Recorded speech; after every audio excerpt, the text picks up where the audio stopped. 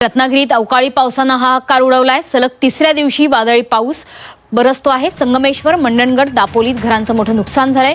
काजू, पपई, आंबा बागांचं मोठं नुकसान झालंय। नमस्कार मित्रांनो, संपूर्ण महाराष्ट्रासाठी सर्वात मोठी डेंजर आणि धक्कादायक बातमी समोर आली आहे। बांधवांनो, आजची बातमी साधी समजू नका, कारण स्वतः हवामान विभागाने आत्ताच संपूर्ण महाराष्ट्रात सॅटेलाइटद्वारे फोटो काढल्यावर या फोटोमध्ये दिसले की पाहून हवामान तज्ञाच्या पायाखालची जमीन सरकली। बघा, त्या सॅटेलाइट फोटोमध्ये तब्बल 1000 किलोमीटर लांबीचा एक बलाढ्य काळाकुट्ट ढगाचा समूह महाराष्ट्राच्या दिशेने वेगाने सरकतो। जिल्ह्यामध्ये हा तडाखा बसणार आहे, कोणत्या जिल्ह्यांना रेड अलर्ट देण्यात आलाय आणि काय काळजी घ्यायची आहे हे सर्व व्हिडिओ सांगणार आहोत। बांधवांनो, बघा आता या ठिकाणी हे संकट नक्की काय आहे ते समजून घ्या। शास्त्रज्ञ सांगतात की हे ढग जमिनीपासून तब्बल 10 ते 12 किलोमीटर उंचीवर आहेत। हे ढग पाण्यात इतके जड आहेत की तेव्हा ढगफुटी तेव्हा पाण्याचे थेंब नाही तर आकाशातून बर्फाचे गोळे बरसतील। ताशी 100 ते 120 किलोमीटर वेगाने वाहणारे वारे विजांचा कडकडाटासह भीषण असतील। जमिनीच्या भूकंपासारखे हादरे बसतील। भर दुपारी अचानक सूर्य गायब होईल। काळाकुट्ट अंधार पडल्यासारखं भर दिसेल। बघा, सध्याला आकाश शुभ्र दिसत आहे, व्यवस्थित सगळं काय चाललेलं आहे असं वाटतं। तू लक्षात ठेवा, वादळापूर्वी शांतता सध्याला तुम्हाला या ठिकाणी अनुभवायला मिळत आहे। बांधवांनो, बघा, संकटाचं मूळ कारण आहे ते सांगतो। सुपर एल्निनो नावाचा एक जुना शत्रू प्रशांत महासागरात दडलेला होता। दर 10 ते 15 वर्षांनी जागा होतो आणि संपूर्ण देशात हाहाकार माजवतो। 2014 ते 2015 मध्ये अशाच प्रकारचा हा झाला होता, तेव्हा विदर्भ, मराठवाडा हादरे सोसले होते। आता पुन्हा तोच दुपटीपेक्षा जास्त वेगाने येतोय, परंतु यावेळी तो एकटा नसून त्यामध्ये अरबी समुद्रातून उठणाऱ्या वाफेच्या अवाढव्य डोंगरांना जेव्हा हिमालयाची बर्फाळ हवा ढळकली तेव्हा 1000 किलोमीटरच्या ढगांची निर्मिती झाली।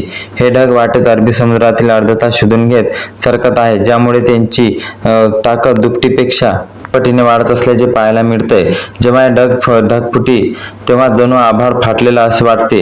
या परिस्थिती ठिकाणी निर्माण होऊ शकते, त्यामुळे हवामान विभागाने आज, उद्या आणि परवा असे 3 दिवसाचे धोक्याचे इशारे या ठिकाणी जाहीर केले आहे। बांधवांनो, बघा, आता सर्वात महत्त्वाचे म्हणजे कोणत्या जिल्ह्यामध्ये हा तडाखा बसणार आहे। हवामान विभागाने टप्प्याने जिल्ह्याच्या याद्या जाहीर केलेल्या आहेत। व्हिडिओ बंद करू नका, कारण तुमचा जिल्हा यात असेल तर आताच सावधान व्हा। पहिल्या टप्प्यात कोकणातील जिल्ह्यांना सर्वात मोठा धोका आहे। यामध्ये पहिला जिल्हा आहे रायगड। रायगड जिल्ह्यात पुढच्या 2 तासांमध्ये मुसळधार ते अतिमुसळधार पावसाची शक्यता आहे। या जिल्ह्यात नद्या, नाले दुथडी भरून वाहणार आहेत। रायगड जिल्ह्यात नागरिक आताच घरात जा आणि सुरक्षित राहा। दुसरा जिल्हा आहे रत्नागिरी। हापूस आंब्यासाठी सुप्रसिद्ध असलेला रत्नागिरी ढगफुटीसारखी परिस्थिती निर्माण होण्याची शक्यता आहे।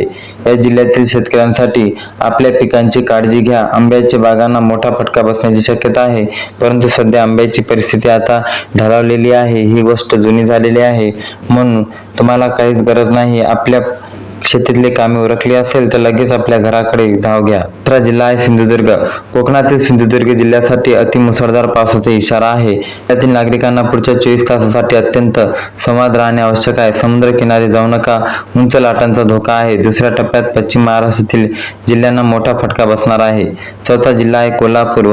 बघा बांधवांनो, कोल्हापूर जिल्हा आणि त्यातील पन्हाळा परिसरातील सर्वात वातावरण इतकं काळं आहे की भर दुपारी गाड्यांच्या सॅटेलाइट लावून प्रवास करावा लागेल। कोल्हापूर जिल्ह्यांना पाऊस नाही तर ढगफुटीसारखी परिस्थिती निर्माण होण्याची शक्यता आहे, त्यामुळे कोल्हापूर जिल्ह्यातील नागरिकांनी दसरा आणि 7वा जिल्हा आहे तो म्हणजे सांगली। सांगली जिल्ह्यातही मोठा पाऊस आणि वादळाचा धोका आहे।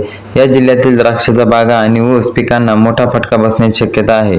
शेतकरी बांधवांना आताच पिकांची काळजी घ्या। तिसऱ्या टप्प्यात उत्तर महाराष्ट्र आणि खानदेशातील जिल्ह्यांना मोठा फटका बसणार आहे। 8वा जिल्हा आहे नाशिक। नाशिक जिल्ह्याची इगतपुरी, संगमनेर परिसरात अचानक पावसाला सुरुवात होईल। ताशी 1000 किलोमीटर वेगाने वाहणारे वारे तुम्हाला पाहायला मिळतील। द्राक्षाच्या बागावर आणि कांद्याच्या पिकावर थेट हल्ला होण्याची शक्यता आहे। नाशिक जिल्ह्यातील शेतकऱ्यांना आता सावधान व्हा। 9वा जिल्हा आहे जळगाव। जळगाव जिल्ह्यातील घरावरील पत्रे उडतील, जुनी झाडे कोलमडून पडण्याची शक्यता आहे। केळी उत्पादक शेतकऱ्यांना मोठा फटका बसण्याची शक्यता वर्तवण्यात आलेली आहे। त्यानंतर 11वा जिल्हा आहे नंदुरबार। या दोन्ही जिल्ह्यांमध्ये धुळे आणि नंदुरबारमध्ये जबरदस्त तडाखा बसण्याची शक्यता आहे। या जिल्ह्यातील नागरिकांनी आज, उद्या आणि अत्यंत संवाद राहावे। चौथ्या टप्प्यात मराठवाड्यातील जिल्ह्यांना मोठा फटका बसणार आहे। बांधवांनो, मराठवाड्यातील शेतकऱ्यांना इकडे लक्ष द्या।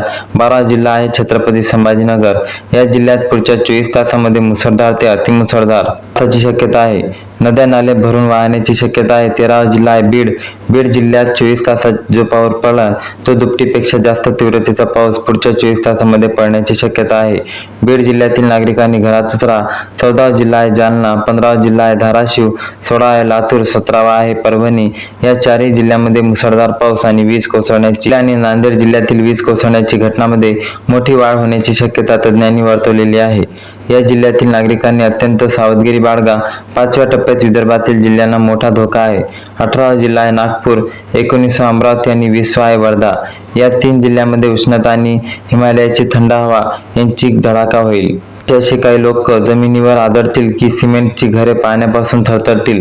वाशिम, अकोला आणि यवतमाळ या जिल्ह्यांमध्ये आभाळ फाटल्यासारखी परिस्थिती निर्माण होण्याची शक्यता आहे. बांधवांनो, आता या ठिकाणी काय काळजी घ्यायची आहे ते सांगतो. पहिली सूचना म्हणजे घरातच राहा. पावसाची वेळी बाहेर पडू नका. दुसरी सूचना म्हणजे झाडाखाली उभे राहू नका. पावसात वीज झाडावर पडण्याची शक्यता जास्त असते. तिसरी गोष्ट म्हणजे विजेच्या खांबापासून दूर राहा. चौथी सूचना म्हणजे पाण्याच्या कडेला उभे राहू नका. नद्या नाले भरून वाहत असताना त्यांच्या जवळ जाऊ नका. 5वी आणि सर्वात महत्त्वाची सूचना म्हणजे विजा चमकत असताना मोबाईलवर बोलू नका. मोबाईलचा डेटा बंद करून ठेवा, कारण अनेक ठिकाणी फोनवर बोलताना विजांचा पडल्याची घटना समोर आली आहे. त्यामुळे विजा चमकत असताना फोन बंद ठेवा. या ठिकाणी आणखी एक महत्त्वाची सूचना ही आहे. शेतकरी बांधवांनो, तुमच्या पिकांची काळजी घ्या. उन्हाळी पिके आतापर्यंत तर उरली नसेल, परंतु त्यांची नियोजन तुम्ही लावले नसेल तर नियोजन लावून घ्या. शेतात पाण्याचा निचरा होण्याची व्यवस्था करा. कांदा, सोयाबीन आणि इतर पिकाचे उघड्यावर असतील तर त्यांना झाकून ठेवा. आंब्याच्या बागा, द्राक्षांच्या बागा, फळांची काळजी घ्या. शेड नेट असेल तर लावा. बांधवांनो, हवामान खात्याने दिलेल्या माहितीनुसार आज, उद्या आणि परवा या 3 दिवसांमध्ये मुसळधार, अतिमुसळधार पाऊस या 20 जिल्ह्यांमध्ये होणार आहे. डॉक यांनी दिलेल्या माहितीनुसार मान्सून पूर्व पावसाची तीव्रता यावेळी खूप जास्त असणार आहे. त्यामुळे बातमी हलक्यात घेऊ नका. कोणतेही मोठे काम करण्यापूर्वी हवामान तज्ज्ञाचा सल्ला घ्या आणि मगच कामाला सुरुवात करा. बांधवांनो, ही माहिती तुमच्या सर्व मित्रांना आणि शेतकरी बांधवांना शेअर करा, कारण या माहितीमुळेच एखाद्याचा जीव वाचू शकतो. आतापर्यंत तुम्हाला जी माहिती सांगितली होती ती हवामान विभागाच्या सूत्रामार्फत मिळालेली आहे. हा अंदाज आहे, परंतु अंदाज हलक्यात घेऊ नका. सुरक्षित राहा, घरात राहा. अशाच प्रकारच्या महत्त्वाच्या बातम्या सर्वात आधी पाहण्यासाठी आपल्या चॅनलला सबस्क्राईब करा आणि बेल आयकॉनवर दाबा. व्हिडिओ तुमच्या सर्व बांधवांना आत्ताच शेअर करा. भेटूया पुढील व्हिडिओमध्ये. तोपर्यंत काळजी घ्या, सुरक्षित राहा. धन्यवाद.